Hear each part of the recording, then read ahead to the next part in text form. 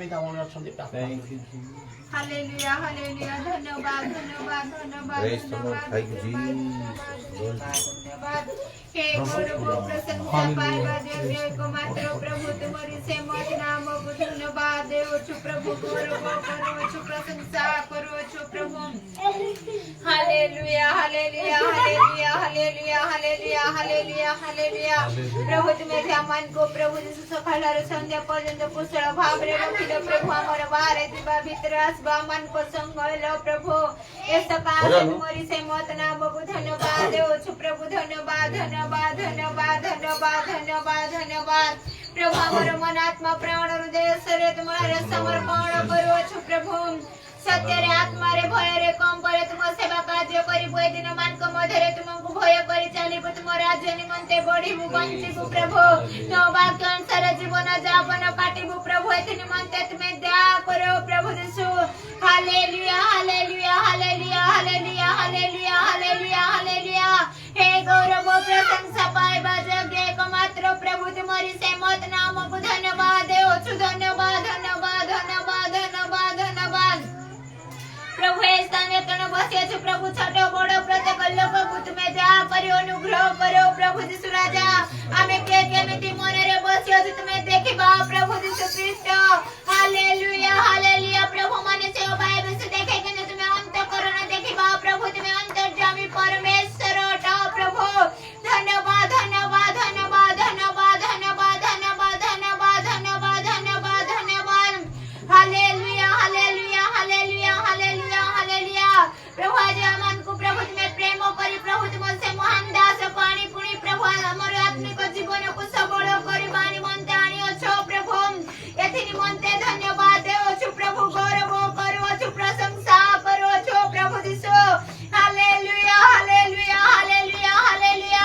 प्रभु तुम्हारी दास जे वाक्य देव से वाक्य जे प्रभु धन हृदय संचय करी रखिबो प्रभु से वाक्य डाकी बाई जीवन निमंते दियो नाही प्रभु यीशु जे वाक्य हम आत्मा को परित्राण देवा पाई समर्थ अटे से वाक्य जे परिणाम प्रभाव रे ग्रहण करिबो एथि निमंते तुमे दया करो प्रभु सरवंदयंदिनी करवनी रवल रव खमरवनी रव सरयंदिनी कनरव तयल रव सर्वंदिनी कनरयंदिनी रवल रव खमरव यतरी रव सरंदिनी कलरव सकयल रतंदिनी लरव सर्वंदन रव तय रव खमरवनी रव तयल रव खमरव सरवत्तन रंदिनी नवरगरवनी रवल रव खमरवनी रव सर्वयंदिनी कनरवंदयंदल रव तय रव सकयतन रंदिनी कनरल रव तयंदिनी रवयंदिनी लगरिंदिनी सर्वंदिनी नजरिंदिनी सकयंदिनी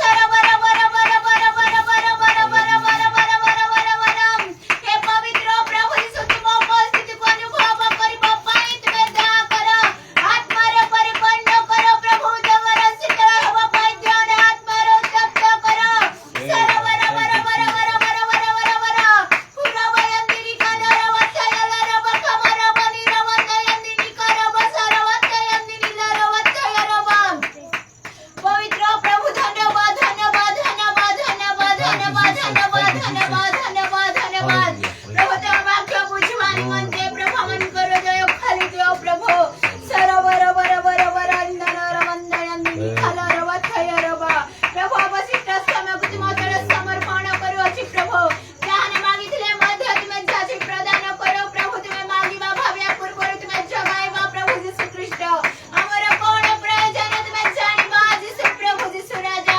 हालेलुया धन्यवाद धन्यवाद धन्यवाद धन्यवाद धन्यवाद धन्यवाद प्रभु हमरा समस्त गति तुमठारे समर्पण करी समर्पित हे प्रभु ए समस्त प्रार्थना तुमे श्रवण कले बोली यीशु को नाम रे निवेदन कली आमेन Amen. Praise the Lord. Thank you, Jesus.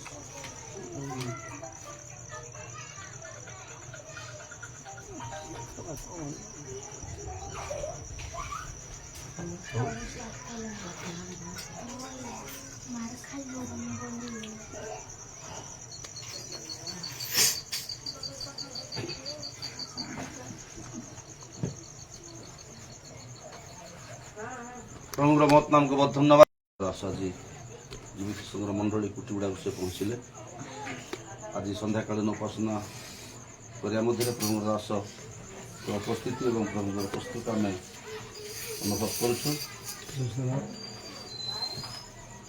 ଆସନ୍ତାକାଲି ଆଉ କେବଳ ମାତ୍ର ଗୁରୁବାର ଗୋଟେ ଦିନ ରହିବେ ଆଉ ଶୁକ୍ରବାର ଦିନ ପ୍ରଭୁଙ୍କର ଆମଠାରୁ ସେ ବିଦାୟ ନେବେ। ତେଣୁ ଆମେ ସମସ୍ତେ ତାଙ୍କୁ ସ୍ମରଣ କରି ସବୁବେଳେ ପ୍ରାର୍ଥନା ରଖିବା। ଯେହେତୁ ସେ 9 ତାରିଖରେ ପୁଣି ଆସିଥିଲେ, ଜୁଲାଇ ମାସ 9 ତାରିଖରେ ଆସିଥିଲେ, ପୁଣି ଅଗଷ୍ଟ ମାସ 9 ତାରିଖରେ ହିଁ ସେ ଆମଠାରୁ ସେ ବିଦାୟ ନେଉଛନ୍ତି। ଗୋଟେ ମାସ ସେ ରହି ପ୍ରଭୁଙ୍କର ସେବା କାର୍ଯ୍ୟ କଲେ, ବିଭିନ୍ନ ସ୍ଥାନ ବିଭିନ୍ନ ମଣ୍ଡଳୀକୁ ଯାଇ ଆଉ ପ୍ରଭୁ ତାଙ୍କୁ ସୁନ୍ଦର ବ୍ୟବହାର କଲେ। ଯାହା ବି ହେଉ ପ୍ରଭୁଙ୍କୁ ବିଶେଷ ଧନ୍ୟବାଦ ଦେବି। ଗୋଟେ ମାସ ପର୍ଯ୍ୟନ୍ତ ପ୍ରଭୁଙ୍କ ଦାସ ରହିଲେ, ମାତ୍ର ତାଙ୍କର ସ୍ୱାସ୍ଥ୍ୟ କିଛି ଖରାପ ହେଇନାହିଁ। ପ୍ରଭୁ ତାଙ୍କୁ ସୁସ୍ଥ ସବଳ ରଖିଛନ୍ତି ଆଉ ସୁନ୍ଦର ବ୍ୟବହାର କରିଛନ୍ତି। ତେଣୁ ମୁଁ ମଣ୍ଡଳୀକୁ ଅନୁରୋଧ କରିବି, ଆସନ୍ତାକାଲି ସନ୍ଧ୍ୟାରେ ସମସ୍ତେ ଆମେ ପ୍ରାର୍ଥନାରେ ଯୋଗ ଦେବା। ଆଉ ଯେଉଁମାନେ ରହିଯାଉଛନ୍ତି ସେମାନଙ୍କୁ ମଧ୍ୟ ଡାକ, ବସନ୍ତୁ, ଶେଷ ଆଶୀର୍ବାଦ ପାଇଯାଆନ୍ତୁ। କେବଳ ଗୋଟେ ଉପାସନା ହେବ କାଲିକି ସନ୍ଧ୍ୟାରେ, ତାପରେ ଶୁକ୍ରବାର ଦିନ ପ୍ରଭୁଙ୍କ ଦାସ ସକାଳେ ସେ ଚାଲିଯିବେ। ଆଉ କାର୍ ବି 4ଟା ଭିତରେ କାଲିକି ଆଉ ଭୁବନେଶ୍ୱର ଆସିବ। ଆଉ ତେଣୁ ମୁଁ ଏଟା ଜାଣିବା ପାଇଁ ସମସ୍ତଙ୍କୁ କହିବି, ଆସନ୍ତା ସନ୍ଧ୍ୟାରେ ଆଉ ବହୁତ ଭଲରେ ଆମେ ସୁସ୍ଥ ମନ ଦେଇକି ବସିବା। ପ୍ରଭୁଙ୍କ ଦାସମାନଙ୍କୁ ବାକ୍ୟ ଦେଇ ଉତ୍ସାହିତ କରି, ବିଶେଷ କରି ଆମମାନଙ୍କ ନିମନ୍ତେ, ମଣ୍ଡଳୀ ପାଇଁ, ଆମ ପରିବାର ପାଇଁ, ସମସ୍ତ ରାତ୍ରିର ଜୀବନର ବୃଦ୍ଧି ନିମନ୍ତେ ସେ ପ୍ରାର୍ଥନା କରିବେ ଓ ଶେଷ ଭିକ୍ଷା କରିବେ। ପ୍ରଭୁଙ୍କଠାରେ ଆଶୀର୍ବାଦ ଭିକ୍ଷା କରିବେ ଆମମାନଙ୍କ ପାଇଁ। କାହାର ରୋଗ ବ୍ୟାଧି, ଅସୁସ୍ଥତା, ଦୁର୍ବଳତା, ଯେକୌଣସି ସମସ୍ୟା ଅଛି ସବୁ ବିଷୟ ପାଇଁ ଆଉ ପ୍ରସ୍ତୁତ ହେଇକି ଆସନ୍ତୁ। ଆଉ ପ୍ରଭୁ ନିଶ୍ଚିତ ଭାବରେ ଆଉ କାଲିକି ସନ୍ଧ୍ୟା ପ୍ରାର୍ଥନାରେ ପ୍ରଭୁ ମହତ୍ କାର୍ଯ୍ୟ ସାଧନ କରିବେ। ଯେହେତୁ ପ୍ରଭୁ ମୋର ଆଶା ଓ ଭରସା, କାଲି ସନ୍ଧ୍ୟାରେ ଯେଉଁ ପ୍ରାର୍ଥନା ହେବ ଆଉ ଗୋଟେ ବିଶେଷ ପ୍ରାର୍ଥନା ହେବ, ବିଶେଷ ପ୍ରଭୁଙ୍କର ବାକ୍ୟ ଆମମାନଙ୍କୁ ଦିଆଯିବ, ତଦ୍ୱାରା ଆମେ ସମସ୍ତେ ଉପକୃତ ହେବା। ଆମଙ୍କର ମନୋବାଞ୍ଛା ପ୍ରଭୁ ପୂର୍ଣ୍ଣ କରିବେ, ଯେ ଆମର ଆଶା ଭରସା ଅଛି। ତେଣୁ ମୁଁ ଜାଣିବା ପାଇଁ ଦେଲି, ଆଉ ଯେଉଁମାନେ କାଲିକି ଯେତେ ଯାହା ଥିଲେ ମଧ୍ୟ ସନ୍ଧ୍ୟା ପ୍ରାର୍ଥନାରେ ଯୋଗ ଦେବା ପାଇଁ ଚେଷ୍ଟା କରନ୍ତୁ। ଯାହାର ଯେତେ ପ୍ରକାର କାମ ଥିଲେ ମଧ୍ୟ ନିଜର ପରିବାରରେ କୁହନ୍ତୁ, କାଲିକି ବସନ୍ତୁ ପ୍ରାର୍ଥନାରେ। ବିଶ୍ୱାସୀମାନଙ୍କୁ କୁହନ୍ତୁ, ଯେମିତିକି କାଲିକି ଶେଷ ପ୍ରାର୍ଥନା, ଶେଷ ଆଶୀର୍ବାଦ ଆମଙ୍କ ପାଇଁ ପ୍ରଭୁ ଗୋଟେ ଭିକ୍ଷା କରି ପ୍ରଭୁଙ୍କ ଦାସମାନଙ୍କର ସେ ବିଦାୟ ନେବେ। ଆଉ ଏ ଆଶୀର୍ବାଦ କିଏ ହରାନ୍ତୁ ନାହିଁ, ଏଥିପାଇଁ ପ୍ରତ୍ୟେକ ମୁଁ ଜାଣିବା ପାଇଁ ଆଉ ଅନୁରୋଧ କଲି। ପ୍ରେଜ୍ ଦ ଲର୍ଡ। ଏଥିରେ ପ୍ରଭୁଙ୍କ ଦାସଙ୍କୁ ଅନୁରୋଧ କରୁଛି, ସେମାନଙ୍କୁ ବାକ୍ୟ ଦେଇ ଉତ୍ସାହିତ କରିବେ।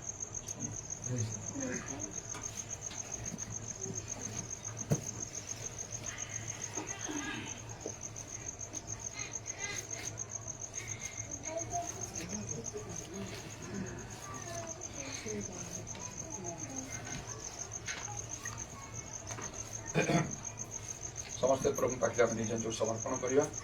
ପ୍ରଭୁଙ୍କର ଅନୁଗ୍ରହ ଆମଙ୍କ ପାଇଁ ନିଶ୍ଚୟ ଯଥେଷ୍ଟ, ତାହା ଅଳ୍ପ ନାହିଁ। ଯଦ୍ୱାରା ଆମେ କେବଳ ବଞ୍ଚି ରହିଛୁ ତାହା ନାହିଁ, ତାହା କିଛି ବଡ଼ କଥା ନାହିଁ। ଅନେକ ବଞ୍ଚିତ ଅଛନ୍ତି ଜଗତରେ ଆଜି, ଧାର୍ମିକ ଯେପରି, ଅଧାର୍ମିକ ମାନେ ମଧ୍ୟ ସେପରି। ମାତ୍ର ଆମେ ଯେ ପ୍ରଭୁଙ୍କର ସେବା କରିବା ପାଇଁ ପ୍ରଭୁଙ୍କର ମଣ୍ଡଳୀ, ଜୀବିତ ଈଶ୍ୱରଙ୍କ ମଣ୍ଡଳୀରେ ଆମେ ଏକତ୍ର ହେଇଛୁ, ପ୍ରଭୁଙ୍କର ସମ୍ମୁଖରେ ଆମେ ଉପସ୍ଥିତ ଅଛୁ। ପବିତ୍ର ଆତ୍ମା ମାନଙ୍କ ମଧ୍ୟରେ ଗମନାଗମନ କରୁଛନ୍ତି। ପ୍ରଭୁଙ୍କର ବାକ୍ୟ ଯାହା ଜୀବନ୍ତ କାର୍ଯ୍ୟ, ସାଧୁ ଦୁଧାର ଖଡ୍ଗ ଠାରୁ ତୀକ୍ଷ୍ଣତର, ସେ ବାକ୍ୟ ଧ୍ୟାନ କରିବାର, ଶୁଣିବାର ଆମେ ସୁଯୋଗ ପ୍ରାପ୍ତ ହେଇଛୁ। ତାହା ହିଁ ବିଶେଷ କଥା। ଆମେ ଜାଣୁ ପ୍ରଭୁ ଯୀଶୁଙ୍କର ଆଗମନ ଅତି ନିକଟ। ଆଉ ଏଥିପାଇଁ ଆମକୁ ପ୍ରସ୍ତୁତ ରହିବା ଆବଶ୍ୟକ। ଯଦି ଆମେ ପ୍ରସ୍ତୁତ ନାହୁଁ, ଆମଠାରେ କିଛି ବି ଶୁଣା ଅଛି, ତେବେ ଆଜି ପୁନର୍ବାର ପ୍ରଭୁ ଆମକୁ ଗୋଟେ ସୁଯୋଗ ଦେଇଛନ୍ତି ନିଜକୁ ପ୍ରସ୍ତୁତ କରିବା ପାଇଁ। ତେଣୁ ଆଜି ଆମଙ୍କ ପାଇଁ ଏକ ବିଶେଷ ଆଉ ପ୍ରସ୍ତୁତିର ସମୟ। ଆମଙ୍କର ଆଉ ସର୍ବ ପ୍ରାଣ ଆତ୍ମାକୁ ପ୍ରଭୁଙ୍କ ନିକଟରେ ଆମେ ସମର୍ପଣ କରିବା। ଆତ୍ମା ଆମକୁ ସମ୍ପୂର୍ଣ୍ଣ ରୂପେ ଅଧିକାର କରିନିଅନ୍ତୁ। There shall be showers of blessing. This is the promise of love. There shall be seasons refreshing, sent from the Savior above. Showers of blessing, showers of blessing we need. Mercy drops round us are falling, but for the showers we plead. There shall be showers of blessing, precious reviving again, over the hills and valleys, sound of abundance of rain. Showers of blessing, showers of blessing we need. Mercy drops round us are falling, but for the showers we plead. There shall be showers of blessing, send them upon us, O Lord. Grant to us now a refreshing. Come on now, honor thy word. Showers of blessing, showers of blessing we need. Mercy drops round us are falling, but for the showers we plead. There shall be showers of blessing, oh, that today they might fall. Now as on God we are confessing, now as on Jesus we call. Showers of blessing, showers of blessing we need. Mercy drops round us are falling, but for the showers we plead. There shall be showers of blessing, if we but trust and obey. There shall be seasons refreshing, if we let God have His way. Showers of blessing, showers of blessing we need. Mercy drops round us are falling, but for the showers we plead. Hallelujah. Praise the Lord. Thank you, Jesus. उदारबा शकमानिया ताराबानी खाराबंदा लाराबा प्रभु तुम नाम को धन्यवाद धन्यवाद धन्यवाद दूची आमान को गोटे सुजोग देइछ से सुजोगर सद्व्यवहार करिबा आमान करो आवश्यक कारण से दिन जेतबे जीरो दे आउ प्रभु जीसु आउ जाउतिले लोकमान को भिड़ हेतुरु यक्ष नामक जने प्रधान करग्राही आउ धनी लोक से जदिबा जीसु को देखिया पे इच्छा करतला से देखि पारु नथिला तेणु से गोटे आउ ढिमिरी गछ चढ़िला आउ से जीसु को देखिला अनेक जीसु को देखिबा आउ से यक्ष जीसु को देखिया भितरे बहुत पार्थक्य थिला कारण से यक्ष मनस्थ होता से कौन सी प्रकार जीसु को देखिबो न देखि कि जीवन नाही तेणु से गोटे बुद्धिर कार्य कला गोटे विशेष पदक्षेप नेला आउ जीसु मध्य ताकू आउ देखिले अनेले आउ कहले यक्ष शीघ्र तलको ओलेके आस आज मध्य अवश्य समग्र रहिबा पड़ी हे प्रभु एति पाई तुमे दया अनेक लोक भिड़ थे हजार हजार लोक थे निश्चय मात्र जड़े लोक केवल जीसु को नहीं गला घर से भाव आज प्रभु आम को दया कर आम जीवन से यक्ष सदृश हो आम तुमको देखियो तुम्हें आमको देखियो आम तुमको घर को नहीं जीव आउ आम गृह परित्राण को उपस्थित हो जीसु नाम जहाँ जहाँ आवश्यक सब तुम्हें जान पूजा कर आश्चर्य सब तुम्हें कर विशेष कर पवित्र आत्मा प्रत्येक को परिपूर्ण कर प्रभु यही स्थान आम church of the living god Kujuda जिते मंडली सब अच्छी से सब प्रत्येक पवित्र आत्मा पूर्ण हाँपाई तुम्हें साहय करो प्रभु जीसु नाम तुम वाक्य मान जीवंत कार्य साधु जुधार खटगट तीक्ष्मतर अनुग्रह कर लुदिया पर दय खोली दे जिते लोक मैंने प्रत्यक्ष व परोक्ष भाव कार्य जोगी से समस्त अनुग्रह हो पारे यहाँ आम शेष सुजोग आउ आमक सुजोग थाई न पाए कारण जीशु शीघ्र आसନ୍ତି आज मध्य वर्तमान किसी समय पर मध्यरात्रि प्रातः काल आकुकुड़ा डाकिया समय मात्र जो समय आम मन कर समय भी मनुष्यपुत्र आसे तेणु एबे ही प्रकृत में महानुग्रह समय आबे ही प्रकृत में परित्राणर दिन तुम ठारे निज अंज को समर्पण कर प्रभु जीशु नाम प्रार्थना करुँ जड़े पढ़ प्रथम थेसलोनिके 4 पर्व 13 पदरु शेष 18 पद जाए स्पष्ट रूपे मिसाइल पढ़ दियो उच्चतर कर हे भाई माने भरसाहीन अन्य समस्त परी तुमे माने जेपरी सकाकुल न हुआ एथि निमंते महानिद्रा प्राप्त लोक मान को विषय रे तुमाने जो अज्ञ थाओ यह आम मान कर इच्छा नुहे कारण जदि आम्भे माने विश्वास करू जे जीशु मरी पुनर्बार उठिछंती तेबे ईश्वर जे जीशुंकर द्वारा महानिद्रा प्राप्त लोक मान को सही प्रकार तांको संगरे आनिबे या मध्य विश्वास करिबा उचित जेणु आम्भे माने प्रभुंको वाक्य अनुसार तुम मान को यह कहूछु आम्भे माने जेते लोक प्रभुंको आगमन पर्यंत जीवित रही अवशिष्ट थिबु आम्भे माने कौनसी प्रकार महानिद्रा प्राप्त लोक मानकर अग्रगामी हेबु नाही कारण प्रभु आपे आदेश दे प्रधान दूतंको स्वर ईश्वरंको तुरीवाद्य सहित स्वर्गर अवतरण करिवे सेथिरे जो माने ख्रीष्टंको ठारे थाई मरिछंती से माने प्रथम रे उठिबे परे आम्भे माने जेते लोक जीवित रही अवशिष्ट थिबु प्रभुंको सहित साक्षात करिवा निमंते आम्भे माने सेमानंको सह मेघमालारे शून्य मंडल को नीत हेबु एही प्रकार आम्भे माने सर्वदा प्रभुंको सहित रहिबु अतएव एही समस्त वाक्य द्वारा तुम माने परस्पर को सांत्वना दियो प्रभु जीशुंकर आगमन जे निश्चय हबो बाइबल से कथा बारंबार प्रकाश करे आउ प्रभु जीशु निज मध्य कहिसंती आम्भे शीघ्र आसुछु जदो ए विषय चिंता करे अनेक द्वंद्व पड़ जाती शीघ्र आसुछु बोली कहले किंतु 2000 वर्ष हलानी कहीं आउ पितरंग पुस्तक आम देखुचे प्रभुंको पाई गोटे दिन हूँ गोटे 1000 वर्ष पर गोटे 1000 वर्ष गोटे दिन पर ताहले ए जो 2000 वर्ष मात्र 2 दिन पर बाइबल लिखा जदि विलंब बोली लगुच कौन सी लोक विनष्ट हूँ प्रभुंर इच्छा ना मात्र समस्ते परित्राण पातु इच्छा से समय आज आम जानू जगत अनेक लोक परित्राण विहीन प्रभु नाम ख्यात ख्रीस्टियान लोक मैंने अनेक परित्राण कार्य ठीक भाव में से केवल प्रभु ये सुजोग तथापि प्रभु जे समय निरूपण कर कार्य करती से समय पहुंचले मुहूर्त विलंब हम ना देखा चक्षुर पल्लक गोटे तुरी ध्वनि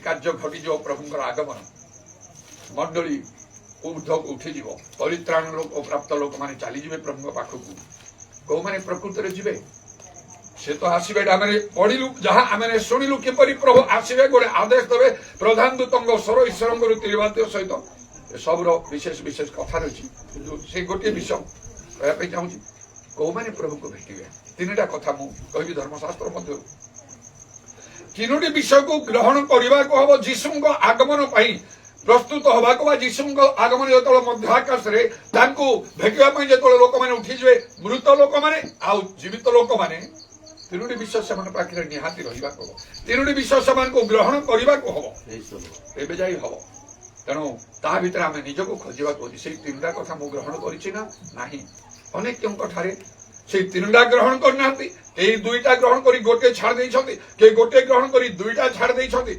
जो मैंने सब ग्रहण कर बहुत भल कथा से स्थिर रही अनेक उत्साहित करने प्रेरणा देवा आवश्यक निज परिवार को मध्य कारण जार नाम केवल पुस्तक लेखा देखा से उद्धार पाइब तेणु जदि मो परित्राण प्राप्त हो मो परिवार समस्त उद्धार पाई से प्रकार नहीं से परिवार समस्त योग्य प्रस्तुत हवा तो तेणु आम गोटे बड़ कर्तव्य रही बहुत दूर जगह को आम जा न पारू किंतु निज परिवार विषय तो आम मनोयोग कर प्रभु निश्चय कथा कहे पृथ्वी प्रांत पर्यंत जाई सुसमाचार घोषणा करने आदेश देते प्रभु केते जन से कार्य कर प्रभु कहे तुम तो कम से कम तुम घर भीतर कार्य करिवार थिला तुम घर लोक कहबार थिला बुझेबार थिला अनेक विषय तुम से बाध्य करुच प्रभु को सेवा कार्य करने तुम से किसी कहिन विशेष हालुकार तुम छाड़देल निज परिवार को हालुकार छाड़देवाटा प्रभु पसंद करते ना कारण गोटे समय से एलिजाजक को सामल भविष्यवक्ता द्वारा प्रभु कथा कहले प्रिय भाव देख तुम्हें तुम पिला तुम्हें छाड़ी देछ से जहाँ सब से जाजक थे से तुम कि कहना से कथा जानिले भी किसी कहना तेणुक तुम यही दंड हम गोटे दिन में तुम सब मरीज अनंत काल पर्यंत तुम वंश रु कहीं जाजकत्व करें ना तथा बाइबल लिखा एलिजाजक पुओ मान कहले मु कौन शुणुची तुम विषय मो पुओ मैंने एपरी दुर्नीति पाप अधर्म सब तुम करा भल ना कहते बाइबल लिखा तो परमेश्वर धरले से प्रकार भूल कला तुम नीरव रही ताने कड़ाकड़ी करवा अनेक समय केते अशांति पार्टी तुम लोग केते कौन हो नाना जागतिक विषय कहीं कम करूने से कम कहीं करूने स्कूल कहीं करूने पाठ कहीं पढ़नु केते विषय कौन आत्मिक विषय प्रभु विषय से कहीं जीवा हम शुणुची कहीं कौन करते पिला बाइबल कौन गोटे चैप्टर गोटे पर्व जदि न पढ़ू गोटे माँ पु कहे तोते जलखिया दिया हम ना गोटे पर्व से पढ़ कौ पर्व पढ़लु कौन से लिखाई से कहपर जा माँ खाइबा दब जलखिया दब ना से दब ना जलखिया मिल ना ए भय से पिलाटा से बाइबल पढ़े प्रतिदिन गोटे पर्व से पिलाटा बहुत चालाक पिलाटा तेणु से कौन कर बाइबल सब पुस्तक भितर कौ पुस्तक कौ पर्वटा सबुठार सान बोलिकी खोजी से मुंड को पिला मुंड आजिकल तो कंप्यूटर ब्रेन पर काम करे से देखला गीत संहिता 117 पर्व हो सबुठार छोट पर्व मात्र 2टा पद अच्छी तेणु से कौन कर घोषी देती घोषी दे कौन पढ़लु गीत संहिता 117 पर्व लिखा कौन 2टा पद लिखा कह जो से कहले आज कौन पढ़ गीत संहिता 117 पर्व तू कौन से गोटे मत कह गोटे पर्व पढ़ मु पढ़ुची तो सेटा मन रखीदे मोर चालाक पिला जा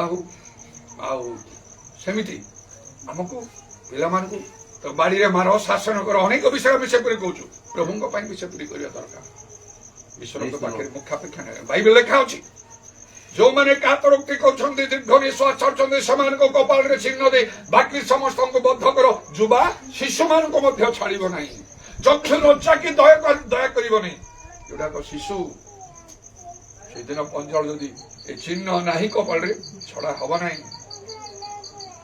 तेणु से प्रस्तुत करने दरकार कर्म कहूँ जीशु आगमन 3टा विषय ग्रहण करने प्रथम आम पढ़ा देखा जोहन 6 पर्व जोहन 6 पर्वर 56 पद टी पढ़ दियो कि जे मोर मांस भोजन करे ओ मोर रक्त पान करे से मो ठारे रहे वो मु ता ठारे रहे। अच्छा ये जो जीशु आगमन समय कौन पाखु जी से प्रथम थेसलोनिके 4 पर्वर 16 पद जहाँ लिखा अच्छी टे पढ़ कि आउ 16 पद से प्रथम थेसलोनिके 4 पर्वर 16 पद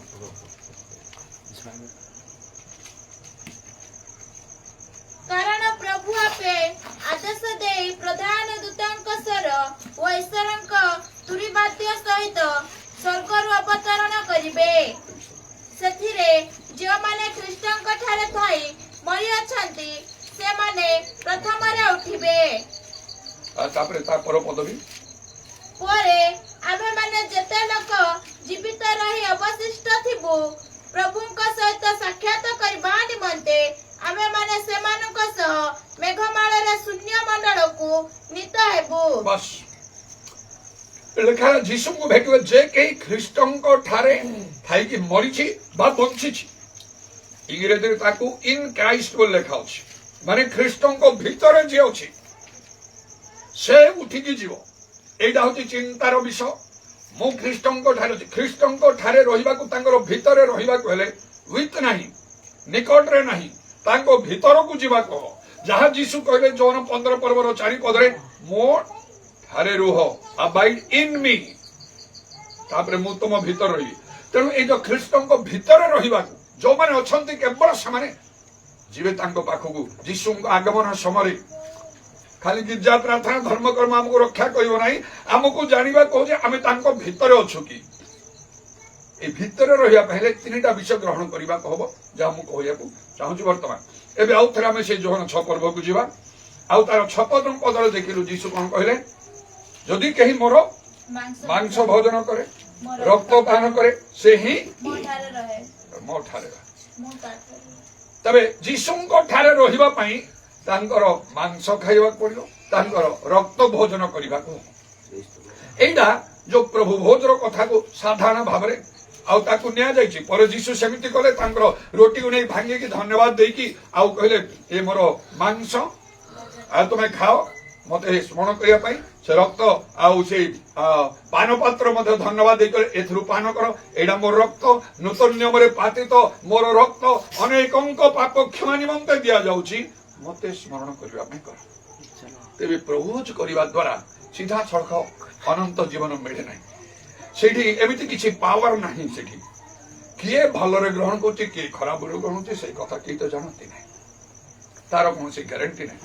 ସେଇଟାକୁ କୁହାହେଲା, ମୁଁ ସେଦିନ କହୁଥିଲି, ଏଇଟା ଗୋଟେ ସ୍ମରଣ କରିବା ପାଇଁ ମତେ କର। ପ୍ରଭୁଙ୍କ ଆଗମନ ପର୍ଯ୍ୟନ୍ତ ତାଙ୍କର ମୃତ୍ୟୁ ତମେ ପ୍ରଚାର କରୁଛ। ପରିଷ୍କାର ମତେ ସ୍ମରଣ କରିବା ପାଇଁ କର, ତୁମ ପାଇଁ ମୁଁ କ୍ରୁଶରେ ପ୍ରାଣ ଦେଇଥିଲି, ତୁମର ଉଦ୍ଧାର ପାଇଁ, ପରିତ୍ରାଣ ପାଇଁ। ଆଉ ଏଇ କଥା ତୁମେ ମନେ ପକେଇବ କହିଲେ। ତେବେ ତାର କିନ୍ତୁ ରୂପକ ଅର୍ଥ ଅଛି। ଏ ରକ୍ତ ମାଂସ କଣ, ସେ ପ୍ରଭୁର ଅର୍ଥ କଣ, ତା ଭିତରୁ ମୁଁ ଆଉ ଦୁଇଟା କଥା ବାହାର କରି କହିବି। କେବେ ମୁଁ ତାହା କହିନଥିଲି, ଆଜି ହଠାତରେ ମୋ ଭିତରେ ପ୍ରଭୁ এই চিন্তাধারাটা প্রকাশ করি। এটা ମୁଁ କେବେ ସେମିତି କହିନି କୋଉଠି। ଯଦି ଗତ 2 ଦିନ ଗତକାଲି ତା ପୂର୍ବ ଦିନ ମହାନାଗରୁ ମଶଡଙ୍କର ଆଉ ତାଙ୍କର ସେଇ ଝିଅମାନେ, ବିଶେଷ ସେ ଅଞ୍ଜନା, ତାଙ୍କ ସ୍ୱାମୀ ଯୁଧିଷ୍ଠିର ସେଇ ମୋହନା ରଙ୍ଗମାଟିଆ ପାଖରେ ଯୋଉ ଘର ବନେଇଛନ୍ତି, ଆଉ ସେଠି ମୋ ସହିତ ବି ସେମାନେ ବହୁତ ଭଲରେ ଅଛନ୍ତି। ମୋର ସେ ସଡ଼ୁ ଘର, ଆଉ ସେମାନେ ସମସ୍ତେ ବହୁତ ଭଲରେ, ବହୁତ ପ୍ରେମ କରନ୍ତି, ବହୁତ ସମ୍ମାନ ଦିଅନ୍ତି, ବହୁତ ମାନନ୍ତି। ଆଉ ମୋର ତ ମଙ୍ଗଳବାର ଯିବାର ଥିଲା, ପାଷ୍ଟର ସାମସନ ବି ଡିକ୍ଲେୟାର କରିଦେଇଥିଲେ ଭାଇନା ଯିବେ ମଙ୍ଗଳବାର କହି। ସେମାନେ ମତେ ବହୁତ ବାଧ୍ୟ କଲେ, ଆଉ ମୁଁ ମନା କରିପାରିଲି ନାହିଁ। ମୁଁ କହିଲି ଟିକେ ଆଗରୁ ହେଲେ ମତେ କହିଥାନ୍ତ, ମୁଁ ସେ ଅନୁସାରେ ଟାଇମ ରଖିଥାନ୍ତି, ଏବେ ଶେଷ ମୁହୂର୍ତ୍ତରେ କହୁଛ। ଠିକ ଅଛି, ଆଉ ମନା କରିପାରିଲି ନାହିଁ। 3 ଦିନ ପାଇଁ କହୁଥିଲେ, ଯଦି ନାହିଁ ଅନ୍ତତଃ ଗୋଟିଏ ଦିନ ପାଇଁ। ଏଠୁ ମୁଁ କହିଲି ନାହିଁ ନାହିଁ, ଯା 2 ଦିନ ପାଇଁ ଯିବି। ଆମେ ଯାସନ ସହିତ ଗଲୁ, ଆଉ 2 ଦିନ ଭଲରେ ପ୍ରାର୍ଥନା ହେଲା, ବହୁତ ଭଲ ପ୍ରାର୍ଥନା ହେଲା। ପ୍ରଥମ ଦିନ ରାତି 9ଟା ପରେ ଆସିବ, ନିତାନ୍ତ ଆମ ପାଖରେ ରହି ତମେ କାର୍ଯ୍ୟ କରିବ। କହିଲି ହଉ ଠିକ ଅଛି। ଏହିପରି ଭାବରେ ଆଉ 2 ଦିନ ଆମେ ସାରିକି ଆସିଲୁ। ଆଜି ମୁଁ ମୋର ବ୍ୟକ୍ତିଗତ ସମୟ ଟିକେ ପ୍ରାର୍ଥନାରେ କାଟିବା, ଯୋଉ ସମୟରେ କାଟିବା କଥା, ହଠାତ୍ ଶାନ୍ତି ଆଉ ମିଖାଇଲ ସେମାନେ ଚାମ୍ରପଙ୍ଗାରୁ ଆସିଲେ। ଆମକୁ ତ ବିବାହ ଆଶୀର୍ବାଦ ଦେଇଛନ୍ତି, ସେ ସାର୍ଟିଫିକେଟ ଦରକାର, କିଛି କାମରେ ଲାଗିବ, ଗଭର୍ଣ୍ଣମେଣ୍ଟରୁ କିଛି ବେନିଫିଟ ମିଳିବ। ଠିକ ଅଛି, ତେଣୁ ତାଙ୍କ କାମରେ ସେ ଲେଖା ଲେଖି ଇତ୍ୟାଦି ସବୁରେ ସବୁ ସମୟ ଚାଲିଗଲା। ଆଉ ମୁଁ ବ୍ୟକ୍ତିଗତ କିଛି ସମୟ ପାଇଲି ନାହିଁ। ଭାବିଲି କଣ କରିବି ଆଜି। ତା ପ୍ରଭୁଠାରେ ବସି କହିଲି, ଦେଖ ପ୍ରଭୁ, ଆଉ ମୁଁ ନେଗ୍ଲେକ୍ଟ କରିନି, ଶୋଇକି ରହିନି, କଥାବାର୍ତ୍ତାରେ ସମୟ କାଟିନି, ମୁଁ ବସ୍ତାରେ ପ୍ରାର୍ଥନା। ସେମାନେ ଆସିଲେ ବଡ କଷ୍ଟରେ, ଆଉ ସେମାନେ କେମିତି ଆସିଛନ୍ତି ଚାପଟ ପଙ୍କାର କୁଟି ଗୁଡା, ଆଉ କଣ କରି ମୁଁ ତାଙ୍କ ପାଇଁ ବାଧ୍ୟ ହେଇକି ଏ କାର୍ଯ୍ୟଟା କଲି, ଯୋଉଟା ପାଇଁ ମୁଁ ସମୟ ପାଇଲିନି। ଆଉ ତମେ ମୋ କଥା ବୁଝ, ଆଜିକାଲି ତ 2 ଦିନ ଅଛି। ସେତେବେଳକୁ ହଠାତରେ ଏଇ ଚିନ୍ତାଧାରା ପ୍ରଭୁ ମୋ ଭିତରେ ଦେଲେ, ଯୀଶୁଙ୍କ ଆଗମନ ପାଇଁ 3ଟା ବିଷୟ କଣ ଗ୍ରହଣ କରିବା ସବୁ। ମୁଁ କେବେ ସେଟା କୋଉଠି କହିନାହିଁ, ଆଜି ହଠାତରେ ପ୍ରଭୁ ମୋର ଚକ୍ଷୁ ଫିଟେଇ ଦେଲେ। ତମେ ଶୁଣୁ ଶୁଣୁ ଜାଣିପାରିବ ସେଟା ଏକଦମ ଠିକ କହିଛି। କଣ କରିବାକୁ, କଣ ଯୀଶୁଙ୍କ ଆଗମନ ସମୟରେ ତାଙ୍କୁ ଭେଟିବା ପାଇଁ ପ୍ରସ୍ତୁତି କଣ ଦରକାର, ଖ୍ରୀଷ୍ଟଙ୍କ ଠାରେ ଭିତରେ ରହିବାକୁ ହବ, ଇନ୍ କ୍ରାଇଷ୍ଟ। এই ইন ভিতরে রহিବାକୁ 3টা বিষয় গ্রহণ করিয়া কথা ମୁଁ କହିବାକୁ ଯାଉଛି। 3টা বিষয় କଣ ଗ୍ରହଣ କରିବା, ইন ক্রাইষ্ট খ্রিস্টଙ୍କ ଭିତରେ কে ରହିବ। ଆମେ ଦେଖିଲୁ ଯୋହନ 6 ପର୍ବର 56 ପଦରେ, ମୋର ରକ୍ତ ମାଂସ ଯେ ଭୋଜନ ପାନ କରିବ ସେ ମୋ ଠାରେ ରହିବ। ଏ ରକ୍ତ ମାଂସଟା କଣ, 63 ପଦ ବର୍ତ୍ତମାନ ପଢ ଟିକେ, ସେଇଠି ମିଳିବ ତାର କିଛି ବିଷୟ ବୁଝେଇବ, ତାପରେ ଆହୁରି ମୁଁ ବୁଝେଇବି। ଆତ୍ମା ଜୀବନଦାୟକ, ମାଂସ କୌଣସି ଉପକାର କରେ ନାହିଁ। ମୁଁ ତୁମମାନଙ୍କୁ ଯେ ସମସ୍ତ ବାକ୍ୟ କହିଛି ସେଇ ସବୁ ଆତ୍ମା ଓ ଜୀବନ ଅଟେ। ଭଲରେ ମନୋଯୋଗ କରି ଶୁଣନ୍ତୁ ସମସ୍ତେ। ଯେତେବେଳେ ଯୀଶୁ ଏଇ କଥା କହିଲେ ମୋର ମାଂସ ଭୋଜନ କରିବାକୁ, ରକ୍ତ ପାନ କରିବାକୁ, ନହେଲେ ତୁମର ଜୀବନ ନାହିଁ, ଅନେକ ଲୋକମାନେ ତାଙ୍କର ଶିଷ୍ୟମାନେ କହିଲେ ଏଇଟା ଘୃଣାଜନକ କଥା, ଯିଏ ଗ୍ରହଣ କରି ତାର ମାଂସ ରକ୍ତ ଖାଇବ, ତାଙ୍କ ଠାରୁ ବିମୁଖ ହୋଇଲେ ଆଉ ତାଙ୍କ ସହିତ ଗମନାଗମନ କଲେ ନାହିଁ। ଯୀଶୁ ଦୁଃଖିତ ହେଲେ। ତାଙ୍କ ଶିଷ୍ୟମାନେ କହିଲେ ତମେ ବି ଯିବ? ଭିତର କହିଲେ ଆପଣଙ୍କ ଠାରେ ତ ଅନନ୍ତ ଜୀବନର ବାକ୍ୟ ଅଛି, ଆମେ ଯିବୁ କୁଆଡେ? ପ୍ରଭୁ ଯୀଶୁ କହିଲେ ମୁଁ କଣ ତମକୁ ମନୋନୀତ କରିନି ଦ୍ୱାଦଶଙ୍କୁ, ତଥାପି ତୁମ ମଧ୍ୟରେ ଜଣେ ଯିହୁଦା ଭିତରେ ସେ ଯାଉ। ତେଣୁ ସେତେବେଳେ ଯୀଶୁ ବୁଝେଇକି କହିଲେ ଏ କଣ ତମେ ସବୁ ଭାବୁଛ, ଏଟା ଘୃଣାଜନକ କଥା। ରକ୍ତ ମାଂସ ମାନେ ମୋର କଣ ମାଂସ ତମେ ଚୁବେଇ ଚୁବେଇ ଖାଇବ? କେବେ ଯୀଶୁଙ୍କର ମାଂସ କେବେ କିଏ ଖାଇଛି? ନା ମୋର ରକ୍ତକୁ ଏମିତି ଆଁ କରିକି ଆଉ ସବୁ ମୁଣ୍ଡରୁ ଯୋଉଟା ମତେ କୃଷରେ ମାରିଲା ବେଳକୁ ପଡୁଥିଲା ଆଁ କରିକି ପିଇଛି ସେଟା ବୁଝୁନ କାହିଁକି? ଯୀଶୁ କହିଲେ ଆତ୍ମା ଜୀବନଦାୟକ, ମାଂସ କିଛି ଉପକାର କରିବ ନାହିଁ। ମୁଁ ଯେଉଁ ସବୁ ବାକ୍ୟ କହିଲି ତାହା କଣ? ଆତ୍ମା ଓ ଆତ୍ମା ଓ ଜୀବନ। ତାହେଲେ ଯୀଶୁ ଯାହା କହିଲେ, ସେ ରକ୍ତ ମାଂସର କଥା ଯାହା କହିଲେ, ସେ ପ୍ରଭୁ ଭୋଜନ ବିଷୟରେ ଯାହା ଅଛି, ସେଇଟା ହଉଛି କଣ? ଆତ୍ମା ଓ ଜୀବନ। ଏବେ ମୁଁ ପ୍ରଥମେ ଜୀବନକୁ ନେବି। ତାହେଲେ ଯୀଶୁଙ୍କ ଠାରେ ରହିବାକୁ ହେଲେ ଏ ଜୀବନ ଦରକାର। ଜୀବନଟା କଣ? ଜୀବନ କେମିତି ଆସିବ? ପ୍ରଥମ ଯୋହନ 5 ପର୍ବ 12 ପଦରେ ଲେଖା ହଉଛି ଯେ ପୁତ୍ରଙ୍କୁ ପାଇଛି ସେ ଜୀବନ ପାଇଛି। ହାଲେଲୁୟା। ଯେ ଈଶ୍ୱରଙ୍କର ପୁତ୍ରଙ୍କୁ ପାଇନାହିଁ ସେ ଜୀବନ ହିଁ ପାଇନାହିଁ। ଯୋହନ 1 ପର୍ବ ସୁସମାଚାର 1 ପର୍ବର 12 ପଦରେ ଲେଖା ହଉଛି ଯେତେ ଲୋକମାନେ ତାଙ୍କୁ ଗ୍ରହଣ କଲେ ସେ ସେମାନଙ୍କୁ ଈଶ୍ୱରଙ୍କର, ଯେତେ ଲୋକ ତାଙ୍କୁ ଗ୍ରହଣ, ତାଙ୍କୁ ମାନେ ଯୀଶୁଙ୍କୁ, ତାହେଲେ ଜୀବନ ଏବଂ ଯୀଶୁ ଯୋହନ 14 ପର୍ବ 6 ପଦରେ ଯୀଶୁ କଣ କଲେ? ମୁଁ ପଥ ସତ୍ୟ ମୋ ଜୀବନ। ତେଣୁ ଜୀବନ ହେଲେ ଯୀଶୁ। ଯେତେ ଲୋକ ତାଙ୍କୁ ଗ୍ରହଣ କଲେ ସେ ଈଶ୍ୱରଙ୍କ ସନ୍ତାନର ଅଧିକାର ଦେଲେ। ତାହେଲେ ଜୀବନ ଯୀଶୁ କହିଲେ, ଯୋଉ ସବୁ ବାକ୍ୟ କହିଲେ ସେ ଆତ୍ମା ଓ ଜୀବନ, ମାନେ ଜୀବନ ହେଲେ ଯୀଶୁ। ଯୀଶୁଙ୍କୁ କଣ କରିବାକୁ ହବ? ଗ୍ରହଣ କରିବା। ପ୍ରଥମ କଥା ଏଇଠି ଶେଷ ହଉନାହିଁ। ମୁଁ କହିଲି 3ଟା ବିଷୟ ଗ୍ରହଣ କରିବା। ଯେ ଯୀଶୁଙ୍କୁ ଗ୍ରହଣ କଲେ ତାକୁ ପବିତ୍ର ଆତ୍ମାଙ୍କୁ ବି ଗ୍ରହଣ କରିବାକୁ ହବ। ଯେହେତୁ ଯୀଶୁ କହିଲେ ମୁଁ ଯାହା ସବୁ କହିଛି ଯୋଉ ବାକ୍ୟ ତାହା ଆତ୍ମା ଓ ଜୀବନ। ଜୀବନ ତ ଯୀଶୁ ହେଲେ, ଆତ୍ମା ହେଲେ ପବିତ୍ର ଆତ୍ମା। ଯୋହନ 20 ପର୍ବର 22 ପଦରେ କଣ ଲେଖା ହେଲା? ଯୀଶୁ ତାଙ୍କର ଶିଷ୍ୟମାନଙ୍କୁ ଫୁଙ୍କ ଦେଇକି କଣ କହିଲେ? ପବିତ୍ର ଆତ୍ମାଙ୍କୁ ଗ୍ରହଣ କର। ଦ୍ୱିତୀୟ ବିଷୟ ପବିତ୍ର ଆତ୍ମାଙ୍କୁ ଗ୍ରହଣ କରିବାକୁ ହବ। ଖାଲି ଯୀଶୁଙ୍କୁ ଗ୍ରହଣ କଲେ ତାହା ଯଥେଷ୍ଟ ନାହିଁ। ଯୀଶୁଙ୍କୁ ଗ୍ରହଣ କରିଥିଲେ ତାଙ୍କର ଶିଷ୍ୟମାନେ 12 ଜଣ ସବୁ, ମାତ୍ର ଶେଷ ସମୟରେ ଯୀଶୁଙ୍କୁ ଛାଡିକି ଚାଲିଗଲେ, ଅସ୍ୱୀକାର କଲେ। ମୁଁ ରାଣ ପ୍ରମାଣ କରି କହୁଛି, ଲୋକ କିଏ ଜାଣିନେ କେତେ ଭୟଙ୍କର କଥା, କେତେ ବଡ ବିଫଳତା ସେଇଟା। ସେଦିନ ମଧ୍ୟ ଯୀଶୁ କହିଲେ କୁଆଡେ ଯିବନି ତମେ, ମତେ ତ ତମେ କେହି ଜାଣିନ ବୋଲି କହିଲେ। ଏତେ ଦିନ ମୁଁ ତମ ଠାରେ ରହିଲି, ମତେ ଦେଖିଲ ଉଚ୍ଚ ପର୍ବତରେ, ମୋ ରୂପ ସବୁ କେମିତି ବଦଳିଗଲା, କେମିତି ସବୁ ଏଲିଓ ମଶା ଦେଖାଗଲେ। ୟାମ୍ଭର ପ୍ରିୟ ପୁତ୍ର ହେଙ୍କର ଆମ ପରମେଶ୍ୱର ସବୁ ଶୁଣିଲ। ସମୁଦ୍ର ଉପରେ ମୁଁ ଚାଲିଲି, ମଲା ଲୋକ ଉଠେଇଲି, 4 ଦିନ କବର ଥିବା ଲୋକ ଉଠେଇଲି, 5ଟା ରୁଟି 2 ମାଛରେ ଟିକେ ଧନ୍ୟବାଦ ବେଳକୁ ହଜାର ହଜାର ଲୋକ ଖାଇ ବଞ୍ଚିଲେ। ତମେ ଭଲରେ ଜାଣିଲ ପିତର କିଏ କହିଲ? ତମେ କହିଲ ଆପଣ ଖ୍ରୀଷ୍ଟ ଜୀବନ୍ତ ଈଶ୍ୱରଙ୍କର ପୁତ୍ର। ମତେ ଯଦି ତମେ ଅସ୍ୱୀକାର କରିବ ତମ ଅବସ୍ଥା କଣ ହବ? ଏ ବିଷୟରେ ଏମିତି ଅଛି, ମୁଁ ଯେତେବେଳେ ଆସି ମହାପରାକ୍ରମ ମହାମହିମାରେ ଆକାଶର ଶକ୍ତି ସମୂହ ବିଚଳିତ ହଉଥିବ, ଗୌରବ ସିଂହାସନରେ ମୁଁ ବସିବି, କ୍ଷୁଦ୍ର ମହାନ ମୃତ ଜୀବନ୍ତ ଏକତ୍ର ତମେ ଠିଆ ହବ, ତମ ଅବସ୍ଥା କଣ ହବ? ମୁଁ କଣ କହିବି ତମକୁ? ମତେ ଅସ୍ୱୀକାର କରିଥିଲ ନା? ଏ ରାଣ ପ୍ରମାଣ କରି କହୁଛି, ଏ ଲୋକ କିଏ ଜାଣି ତମକୁ ନରକ ପଠେଇବି, ତମ ଅବସ୍ଥା କଣ ହବ? ମୁଁ ଜାଣିଛି ତମର ଆତ୍ମା ଇଚ୍ଛୁକ, ମାତ୍ର ହଲଚଲ ହଉନି। କୋଉ ପୃଥିବୀର ପ୍ରାନ୍ତକୁ ଯାଇ ସୁସମାଚାର ପ୍ରଚାର କରି ଜେରୁସାଲେମ ତ କରିପାରୁନ, ପୃଥିବୀର ପ୍ରାନ୍ତକୁ ଯିବ କୁଆଡେ? କରିପାରିବ। ଗୋଟେ ସିକ୍ରେଟ ଅଛି, କହିଦେବି କଣ? ପବିତ୍ର ଆତ୍ମା ତୁମମାନଙ୍କ ଉପରେ ଅବତୀର୍ଣ୍ଣ ହେଲେ ତୁମ୍ଭେମାନେ ଶକ୍ତି ପ୍ରାପ୍ତ ହବ। ହାଲେଲୁୟା। ଈଶ୍ୱରଙ୍କର ଶକ୍ତି ପାଇବ ତମେ, ଆଉ ତମେ ପୃଥିବୀର ପ୍ରାନ୍ତ ପର୍ଯ୍ୟନ୍ତ ଯାଇପାରିବ, ଜଗତକୁ ଓଲଟ ପାଲଟ କରିପାରିବ। ଏଇଟା ହଉଛି ସିକ୍ରେଟ। ତେଣୁ ଯଦି ମତେ ଯିଏ ଗ୍ରହଣ କରିଛି ସେ ପବିତ୍ର ଆତ୍ମାଙ୍କୁ ବି ଗ୍ରହଣ କର। ତେଣୁ ଯୀଶୁଙ୍କ ଠାରେ ରହିବାକୁ ହେଲେ କଣ କରିବାକୁ ହବ? ତାଙ୍କ ରକ୍ତ ମାଂସ ଭୋଜନ, ମାନେ ସେଇଟା ହେଲା ଆତ୍ମା ଓ ଜୀବନ।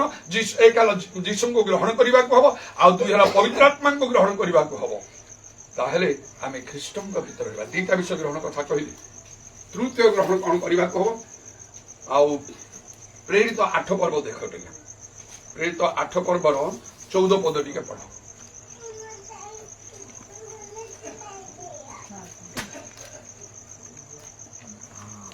समीरणर लोकमाने जे ईश्वरଙ୍କ वाक्य ग्रहण करि अछंती एहा जतेबेले जेरूशलेमर थिबा प्रेरित माने सुनिले सेतेबेले से माने पितर ओ जॉनको सेमानक निकटको पठाइले।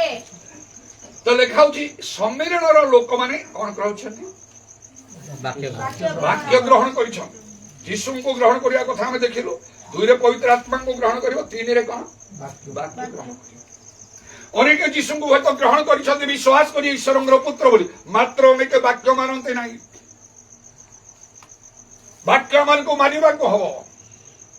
नले खाली प्रार्थना बाइबल पढ़ा मो रक्षा कर। दिन राति बाइबल पढुछु, भलो पढुछु कोन पाई? से पढ़ी के सारा मानिबा पाई। वाक्य सुनुछु कोन पाई? केवल श्रोता हो नाही कर्मकारी हो लेखाउची। जते भलरे वाक्य हम सुनुकिया बसी की प्रभु लोक माने कहउथिबे भलरे ग्रहण करी मन रखी सब करिया, जदि ताकू कार्यकारी न करू ए सुनिबार मूल्य किछि हेला नाही। जाकू पुस्तरे को हला वाक्यर श्रोता मात्र नितर कर्मकारी हो। काहे कि आपना को प्रवंचना करछो, ठकुछो, प्रभु खुशी हेबे नाही। जेते वाक्य जानिले, जेते वाक्य कहिले, जेते वाक्य सुनिले, जेते वाक्य पढ़िले, मात्र लेखाउची जदि जत्न पूर्वक आम भरबर अवधान करियो माने मानिबो, ताले आशीर्वाद तुम ऊपर बर्तिबो, तुमरो संग देबो। केते केते कथा लेखाउची। यीशु कहले जदि तुमे मोठर मो वाक्य तुम ठार रहियो, जहा इच्छा मागो तुम पई दिया जीवो। तेणु वाक्य ग्रहण करे बाइबल कहूचेला एटा मते करिबा को हबो। सेटा जते प्रकार कष्ट हो प्रभु कहले माने मानिया को। तेणु कर तो अब्राहम को परमेश्वर कहले ज्ञाति कुटुंब देश छाड़ी जोडी कहबा सेठी की जाओ। मनुष्य प्रथम बुझी पारियो नाही। आमे तुमको आशीर्वाद कर बहुत बहुत किछि। सेतळे अब्राहम जानि नथले जे से केनान देश होची पृथ्वीर सबुठार उत्तम श्रेष्ठ देश। परमेश्वर तांको तांकर भविष्य वंश को अनंत काल पर्यंत देबे ए कथा जानि नथले। प्रभुंकर भितरे थिला सेया। एई प्रकार भाबरे प्रभुंकर वाक्य मानिले हमर कोन मंगल हबो से कथा हठात बुझी पारिबानी। आमे बाइबल लेखाउची तांकर बुद्धि मनुष्य बोधर अगम्य। केवल एती कथा जो माने तांको प्रेम करंती चक्षु देखिनी, कर्ण सुनिना, हृदय जात ही नहीं, एपरि विश्व ईश्वर समाधान रखिछन। तांको प्रेम करिवार अर्थ यीशु बोले जे मोर आज्ञा पालन करे से तो मते प्रेम करे।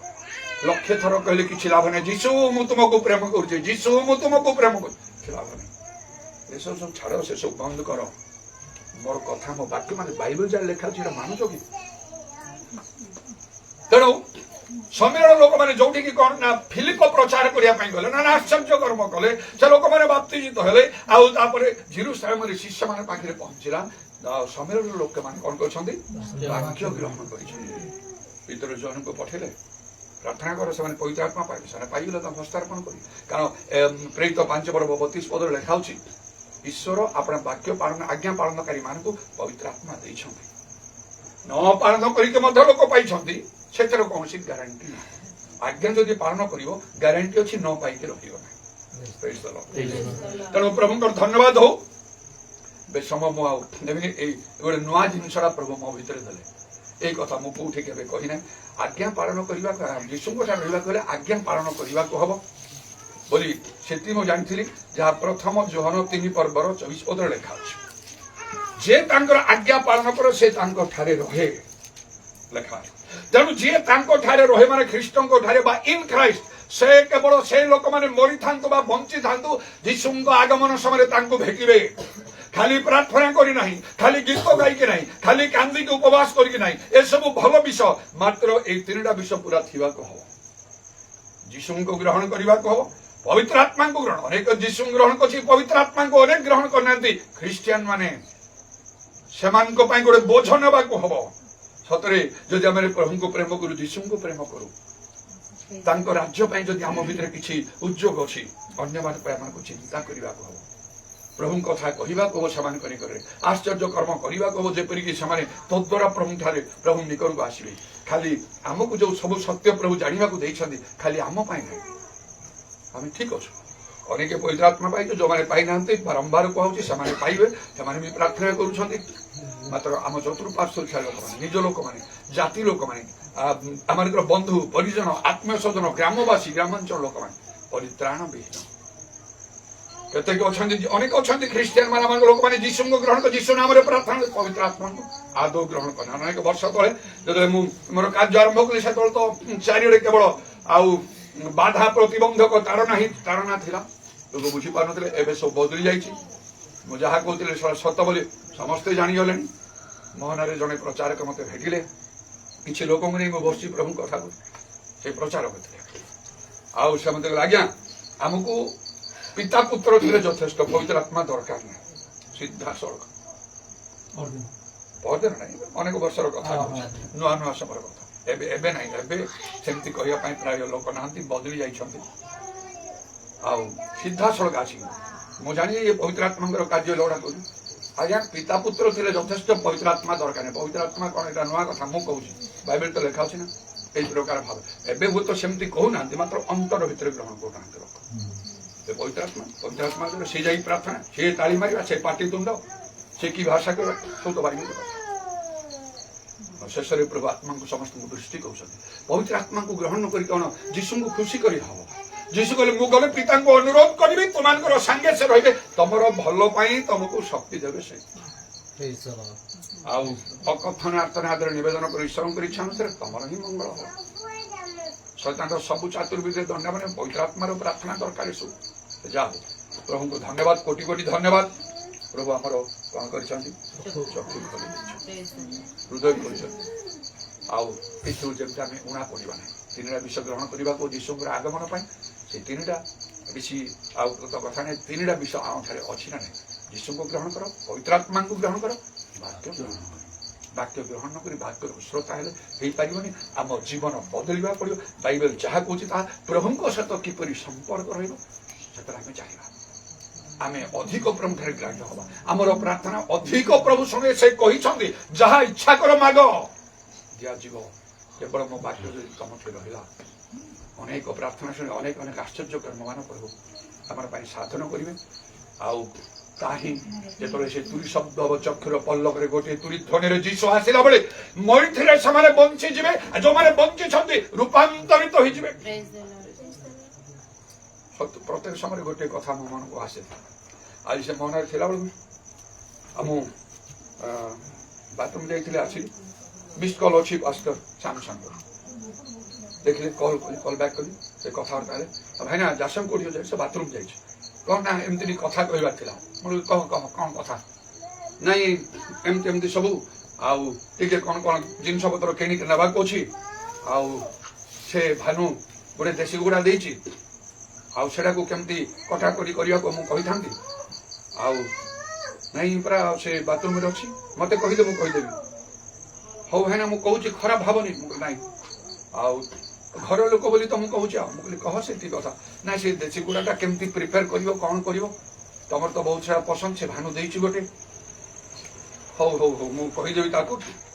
ଆଉ ସେ ଆସିବା ବେଳକୁ, ତାପରେ ମୁଁ ଯାଇଛି ଅଳ୍ପ ସମୟ ପରେ, ଆଉ ସେ ଆସିନି। ହଠାତରେ ପ୍ରଥମେ ମୁଁ ଦେଖିଲା ବେଳକୁ ସେ ନାହିଁ, ପରେ ଜାଣି ସେ ବାଥରୁମରେ ଅଛି।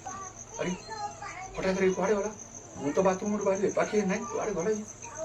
ଲୁଗାପଟା ଆସୁଛ ନା ଯୀଶୁଙ୍କ ଆଗମନ ହେଲା କି? ମୁଁ ରହିଗଲି ଏତେ ପ୍ରଚାର କରିକି, ଇଏ ପଳେଇଲା ନା କଣ? ମୁଁ ଟିକେ ସେମିତି ତ ହବ। ଆଉ ଯିଏ ଟିକେ ଅପ୍ରସ୍ତୁତ ହେଇଛି, ନିର୍ବୁଦ୍ଧି କନ୍ୟା ବେଳେ ତ ଥିବ, ସେ ଭଲରେ ବାଇବେଲ ପଢୁଥିବ, ପ୍ରାର୍ଥନା କରୁଥିବ, ପର ଭାଷା ବି କହୁଥିବ, ମାତାରୁ ଥିବ। ଆଉ ସେ ଗୋଟେ ରୁମରେ ଶୋଇଛି, ମୁଁ ଗୋଟେ ରୁମରେ ଶୋଇଛି। ନାଇଁ ତ ହେଇଛି ଏଇ ରୁମରେ ନାହିଁ, କଣ ହେଇଗଲା ନା କଣ? ବଡ ମୁସ୍କିଲ କଥା। ତାପରେ ଦେଖିଲା ନା ଅଛି, ସେ ବାଥରୁମ ଭିତରେ ଯାଇଛି ବସିଛୁ। କହିଲା ହଁ, ହଉ ହଉ ହଉ। ମତେ ସେମିତି ସେ କେତିକି ଅଛି, ମୁଁ ସେ କୋରାପୁଟ ଏରିଆରେ ସବୁ କାମ କରୁଛି। ଆଜ୍ଞା ଏମିତି ଗୋଟେ ସବୁ ଗୋଟେ ହୋ ହଲା ହେଇଗଲା ଯେ ନା, ଆଉ ଯୀଶୁଙ୍କ ଆଗମନ ହେଲା କି? ଏମିତି କେମିତି ହେଲା ତ ଆଜ୍ଞା, ସମସ୍ତେ ହଡ଼କମ୍ପ ହେଇଗଲୁ।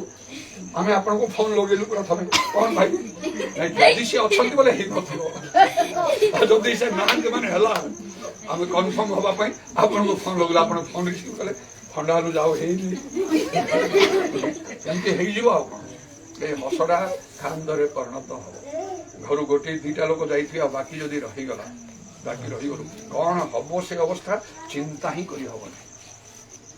ଯେ ଭଲ ରୋଜଗାର କରିବା ଲୋକମାନେ ଘରୁ ଚାଲିଯିବେ ଥିବେ, ଅନ୍ୟମାନେ ରହିଗଲେ ସେମାନେ କଣ ଖାଇ ପିଇକି ବଞ୍ଚିବେ ତାର କଥା ନାହିଁ।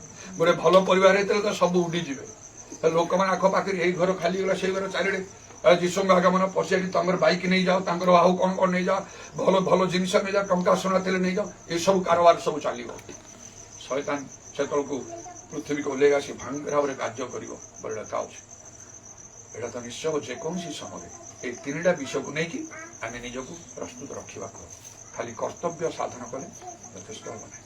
ବିଚାରେ ବସିବା, ଶିକ୍ଷା ଦେବା, ପ୍ରଚାର କରିବା ନାହିଁ। ଯୀଶୁଙ୍କୁ ଗ୍ରହଣ କର, ପବିତ୍ର ଆତ୍ମାଙ୍କୁ ଗ୍ରହଣ କର, ବାକ୍ୟ ଗ୍ରହଣ କର। ଯେ ଯାହାର ଯୋଉଠି ଉଣା ଅଛି ତାକୁ ପୂର୍ଣ୍ଣ କରିଦେଇ ସୁବୁଦ୍ଧି କନ୍ୟା ସ୍ୱରୂପ ପ୍ରସ୍ତୁତ ହେଇକି ରୁହନ୍ତୁ। ଶେଷରେ ଗୋଟେ ଗୀତ ଗାଇବା।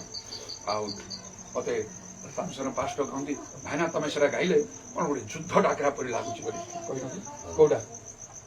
ମେଘ ରଥରେ ମହାପୁତ୍ର ଆସୁଛନ୍ତି ସେ ଯୀଶୁ ରାଜା, ମୋର ମନେ ପଡିଗଲା। ତେଣୁକରି ଠିଆ ହବା, ସେ ଗୀତ ଗାଇବା। ଆଉ ମୋ ଷ୍ଟାଇଲରେ ଗାଅ, ମୁଁ ଯେମିତି ସ୍ୱର ସେମିତି ଅନୁସାରେ ଗାଉଛି, ଆଗ ପଛ ହବ ନାହିଁ। ପ୍ରାର୍ଥନା କରି ଠିଆ ହବା ସମସ୍ତେ। ହଁ ଓହୋ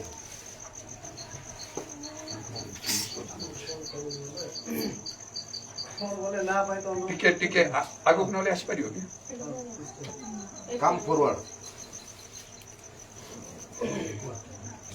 ତମ ସ୍ତ୍ରୀ ଅଛି? ହଉ ଆସ ଆସ ଆଗକୁ ଆସ। ତମ ସ୍ତ୍ରୀକୁ ବି ଡାକ ଯଦି କିଛି କହିବାର ଅଛି। ସେଇ କଣଟା ନା କଣ? ସୁଗନ୍ଧି। ସୁଗନ୍ଧି ଅଛି କି? ଅଛି କି? ଶୀଘ୍ର ଚାଲିବ। କଣ ସେ କହିବାର ଅଛି କୁହ ଇଆଡୁ ବୁଲିକି। ଝିଅ ବସ।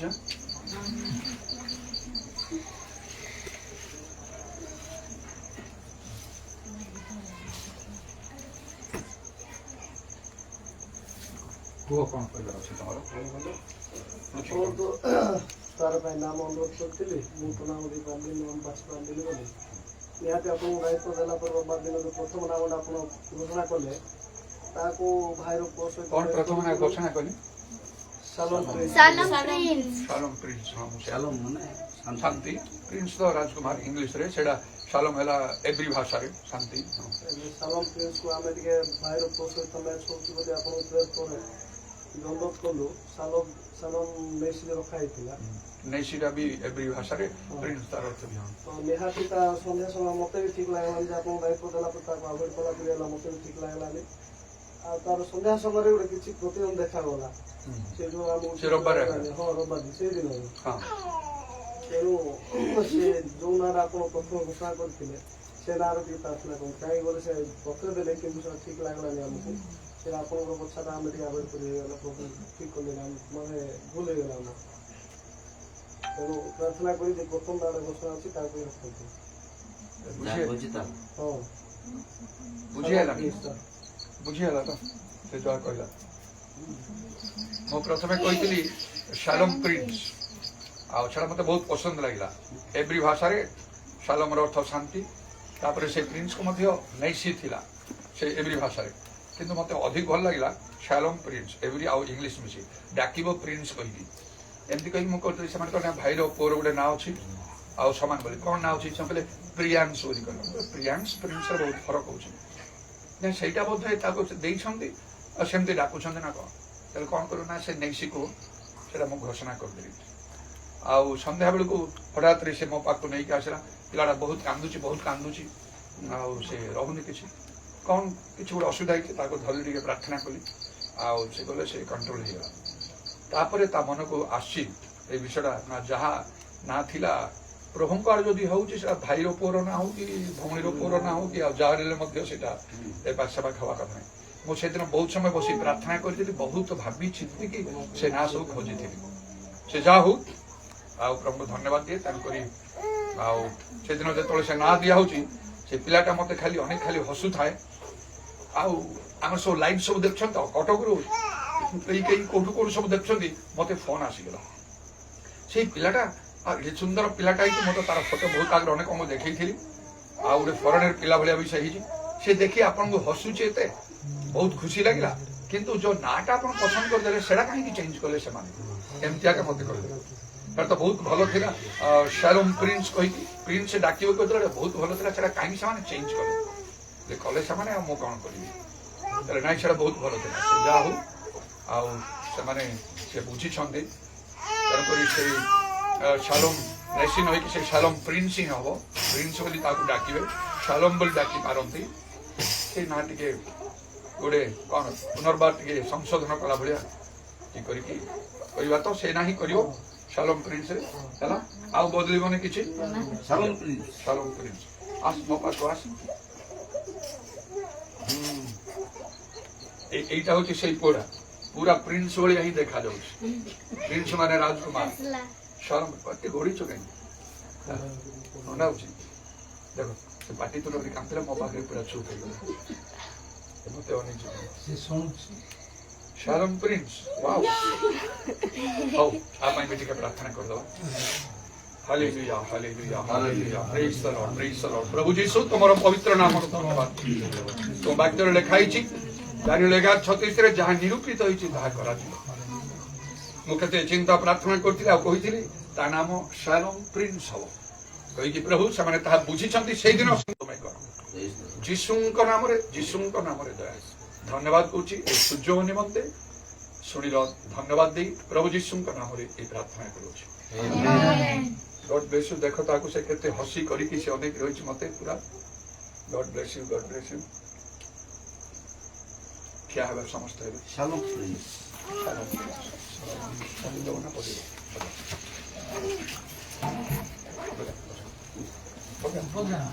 ଠିଆ ହେବା ସମସ୍ତେ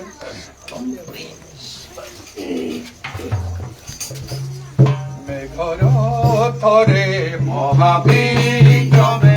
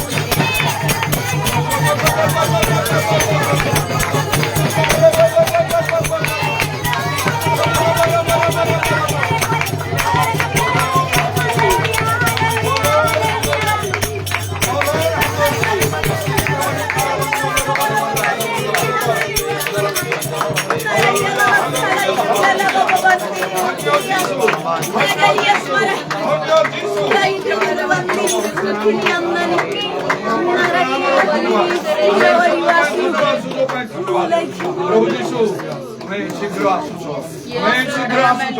ବର୍ତ୍ତମାନ ହେଇପାରେ, ଆଜି ମଧ୍ୟରାତ୍ରରେ ହେଇପାରେ, ଡାକିବା ସମୟ ହେଇପାରେ। ଆମେ ତ ଆସିବ ନିଶ୍ଚୟ, ତୁମେ ତ ଆସିବ ନିଶ୍ଚୟ, ଅନେକ ତୁମକୁ ଭେଟିବେ ତ ନିଶ୍ଚୟ, କିନ୍ତୁ କଣ ପ୍ରଭୁ ମୁଁ ଭେଟିବି, ଆମେ ଭେଟିବୁ, ଏଇ କଥା ନିଜକୁ ଆମେ ପଚାରି ଚିନ୍ତା କରିବା ଆବଶ୍ୟକ। ସମୟ ଦେଇଛ, ସୁଯୋଗ ଦେଇଛ। ହାଲେଲୁୟା। ଓ ଧନ୍ୟ ଯୋଉମାନେ ଯୀଶୁଙ୍କୁ ଗ୍ରହଣ କରିଛନ୍ତି, ଧନ୍ୟ ଯୋଉମାନେ ପବିତ୍ର ଆତ୍ମାଙ୍କୁ ଗ୍ରହଣ କରିଛନ୍ତି, ଧନ୍ୟ ଯୋଉମାନେ ବାକ୍ୟ ଗ୍ରହଣ କରିଛନ୍ତି, ସେମାନଙ୍କୁ କେହି ଅଟକେଇ ପାରିବ ନାହିଁ। ହାଲେଲୁୟା। ଚକ୍ଷୁର ପଲ୍ଲକରେ ଉଠିଯିବେ ସେମାନେ ପ୍ରଭୁ ଆଦେଶ ଦେଲା ବେଳେ। ଯେତେବେଳେ ପ୍ରଭୁ ଯୀଶୁ ଆଦେଶ ଦେଲେ ଲାଜାର ବାହାରି ଆସ, କବରରୁ ବାହାରି ଆସିଲା ଗୋଟେ ଲୋକ 4 ଦିନ ଆଉ ଯିଏକି କବରରେ ଥିଲା। ହାଲେଲୁୟା। ସେଇ ପ୍ରକାର ହବ। ଓ ସେ ସମାଧି ସବୁ ଉନ୍ମୁକ୍ତ ହବ ବୋଲି ଲେଖା ହଉଛି। ଇରବତ୍ରମାନିକାର ବନ୍ଦଳ କବରସ୍ଥ ଲୋକମାନେ ଓ ମନୁଷ୍ୟ ପୁତ୍ରଙ୍କର ରବ ଶୁଣିବେ, ସେମାନେ ବାହାରି ଆସିବେ ଲେଖା ହଉଛି। ହେ ପ୍ରଭୁ ତୁମ ନାମର ଧନ୍ୟବାଦ। ଏଥିପାଇଁ ଅନେକ ଆଉ ପ୍ରଭୁ ପ୍ରସ୍ତୁତ ହଉଛନ୍ତି। ନିଜ ଆମମାନଙ୍କୁ ଦୟା କର, ପ୍ରତ୍ୟେକ ସଙ୍ଗରେ କଥା କହ, ଚକ୍ଷୁ ଖୋଲି ଦିଅ। କେଉଁ ବିଷୟ ମାନଙ୍କର ଉଣା ରହିଛି, କଣ ମାନଙ୍କୁ କରିବାକୁ ହବ, ପ୍ରତ୍ୟେକଙ୍କର ସଙ୍ଗରେ ତୁମେ କଥା କୁହ। ଧନ୍ୟବାଦ କରୁଛୁ। ପ୍ରାୟ 1 ମାସ ପର୍ଯ୍ୟନ୍ତ ଆମକୁ ସୁଯୋଗ ଦେଲ ଏକତ୍ର ତମର ସେବା କରିବା ପାଇଁ ପ୍ରଭୁ। ଇର ବାବା ବାବା ବାବା ଶାକା ମାନା ତାରାବା ଶାକୁଲ ରବାନି ଖାରବା ଯୀଶୁଙ୍କ ନାମରେ ଦୟା କର। ଓ ପ୍ରଭୁ ଯୋଉଠାରେ ପ୍ରଭୁଙ୍କ ଆତ୍ମା ସେଠାରେ ସ୍ୱାଧୀନତା ଆମମାନଙ୍କ ମଧ୍ୟରେ ପବିତ୍ର ଆତ୍ମା ଗମନାଗମନ କରୁଛନ୍ତି।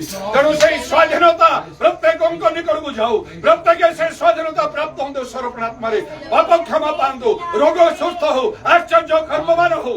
ଯୀଶୁଙ୍କ ନାମରେ এই সমস্ত গ্রামবাসীଙ୍କୁ ଗୋଟିଏ ଲୋକ ପରି କରିଦିଅ। ପୂର୍ବେ ଯେପରି ଥିଲେ ସେହିପରି ଭାବରେ ସମସ୍ତେ ଗୋଟିଏ ଲୋକ ପରି ହେଇ ତୁମର ସେବା କରନ୍ତୁ। ଓ ପ୍ରଭୁ ଆଉ ଏଇ ସମୁଦାୟ ଅନ୍ଧକାର ଅଞ୍ଚଳରେ ଏଇ ଗ୍ରାମ ଆଉ ପ୍ରଭୁ ଜ୍ୟୋତି ପରି ପ୍ରକାଶିତ ହଉ। ଛୋଟ ବଡ଼ ସମସ୍ତଙ୍କୁ ତୁମେ ଅନୁଗ୍ରହ କର, ଆଶୀର୍ବାଦ କର। ଆମମାନଙ୍କର ସବୁ ମଣ୍ଡଳୀ ଏଇ ମହାନ ଅଞ୍ଚଳର କଟକ ଆଉ ଯେତେ ସବୁ ସାମାନ୍ୟ ମଣ୍ଡଳୀ ସବୁ ଅଛି ପ୍ରତ୍ୟେକଙ୍କୁ ତୁମେ ଦୟା କର। ହାଲେଲୁୟା। ଯେତେ ସମୟ ରହିଲୁ ପ୍ରଭୁ ଆଉ ଆମେ ଆଉ ତୁମର ସନ୍ତୋଷର କାର୍ଯ୍ୟ କରିବା ପାଇଁ ଚେଷ୍ଟା କରିଛୁ। ଯଦି କିଛି ତ୍ରୁଟି ଥାଏ କ୍ଷମା କର ମତେ ମଧ୍ୟ। ହାଲେଲୁୟା। ଆମର ସମୟ ଶେଷ ହେଇଯାଇଛି ପ୍ରଭୁ। ଆସନ୍ତାକାଲି 1 ଦିନ ପରେ ଚାଲିଯିବି। ଆଉ ପ୍ରଭୁ ତୁମର ଆଗମନ ଯଦି ହେଇନଥିବ ପ୍ରାୟ 6 ମାସ ପରେ ଜାନୁଆରୀ ବା ଫେବୃଆରୀ ଆମେ ଏକତ୍ର ହବୁ ପ୍ରଭୁ। ଯେତେ ବାକ୍ୟ ସବୁ ଆମମାନଙ୍କୁ ତୁମ ଆତ୍ମାଙ୍କ ଦ୍ୱାରା କହିଛ ତା ହୃଦୟର ସଞ୍ଚୟ ହୋଇ ତୋର କର୍ମକାରୀ ହୋଇ ସେଇ ସତ୍ୟ ସପକ୍ଷରେ ସାକ୍ଷୀ ହେବାକୁ ପ୍ରତ୍ୟେକଙ୍କୁ ଅନୁଗ୍ରହ କର। ମହିମା ପ୍ରଶଂସା ଗୌରବ ଯୁଗେ ଯୁଗେ ତୁମରି ହଉ। ତୁମରି ହସ୍ତରେ ଆମେ ସମସ୍ତେ ନିଜ ନିଜକୁ ସମର୍ପଣ କରି ଶୁଣିଲ ବୋଲି ଧନ୍ୟବାଦ ଦେଇ ନିତ୍ୟ ଜୀବିତ ପ୍ରଭୁ ଯୀଶୁ ଖ୍ରୀଷ୍ଟଙ୍କ ନାମରେ ଏହି ପ୍ରାର୍ଥନା କରୁଛୁ। ସମସ୍ତେ ହାତ ଉଠେଇ ସେ ଗୀତର ଘୋଷଣା ଗାଇବା। ତାପରେ ପାଷ୍ଟର ସାମସନ୍ ଆଶୀର୍ବାଦ ମାଗିବେ। মেঘর ধরে মহাবিক্রমে আসছেন সে যিশু রাজা। মেঘর ধরে মহাবিক্রমে আসছেন সে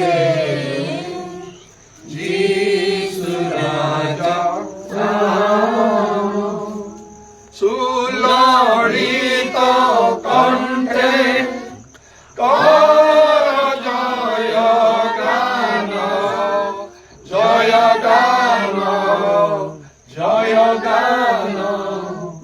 মেঘর ধরে মহাবিক্রমে আসুছন্তি সে যিশু রাজা।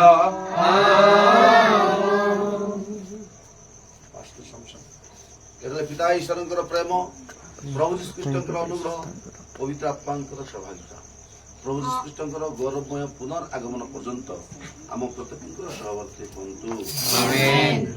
ଜୟ ଈଶୁ ମସିହ କି ଜୟ ଈଶୁ ମସିହ କି ଜୟ ଈଶୁ ମସିହ କି ହାଲେଲୁୟା ହାଲେଲୁୟା ହାଲେଲୁୟା।